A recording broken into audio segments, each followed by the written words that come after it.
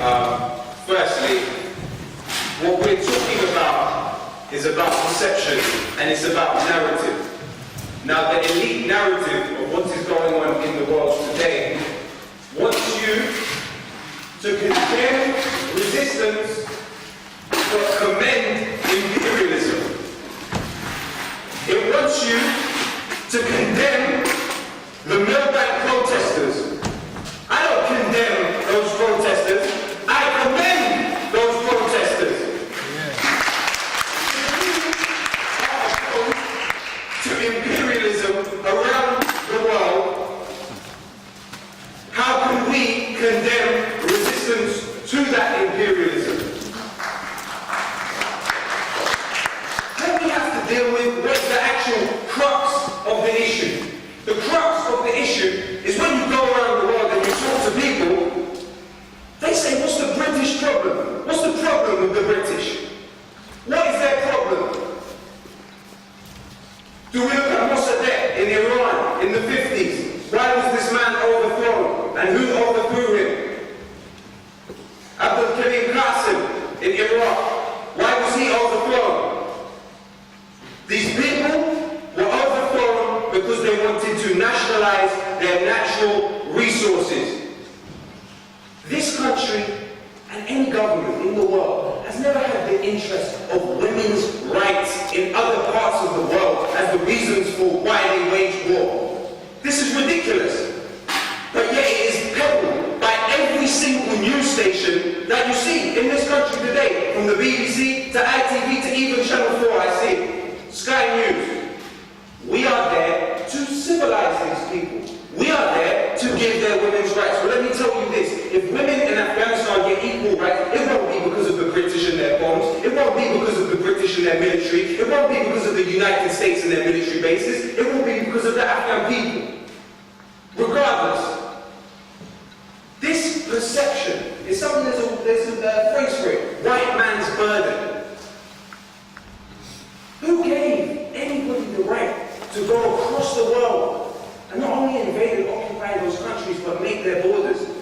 When we're talking about Afghanistan and the reason why it has spread to now what we call Pakistan, is because the people that they are bombing on both sides of those borders do not recognize the Durand line, which was drawn by the British. These are the Pashtuns. They believe they live in a place called Pashtunistan. They don't believe in Afghanistan. They didn't believe in India when Pakistan was India, and now it's Pakistan. They don't believe in it. The Pakistani government don't have authority there. So this is why the Pakistani government is allowing Obama to go and drop unmanned planes. We're talking about remote control planes dropping bombs on human beings. Which is a bigger threat to human life in the world today?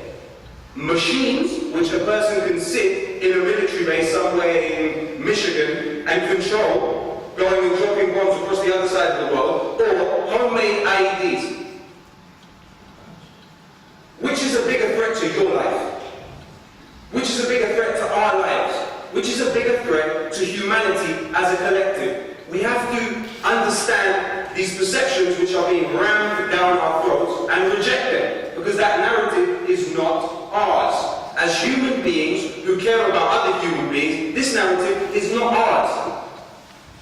And this idea that the only people who want to resist the occupation of their country have to be the Taliban. Who made those rules?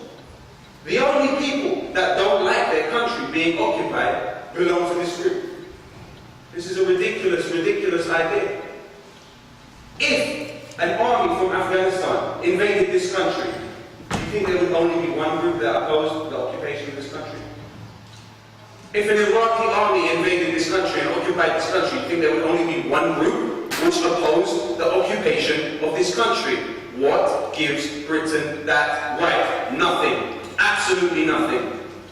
And, you know, this whole thing with these poppies recently, they want you to be more bothered by people burning poppies than people burning countries. What's that about? And they want you to believe that. They want to tell you what to condemn, tell you what to commend.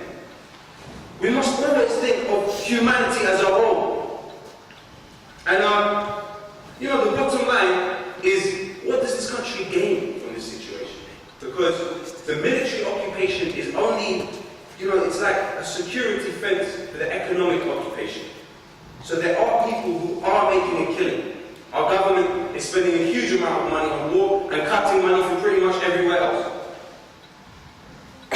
But the BAE Systems of this world, the Lockheed Martin of this world, these companies who make a killing off of making a killing are making a killing. And the question people around the world are asking themselves about us is, why did you allow this to happen, and how could you allow this to happen? Why should we condemn militant action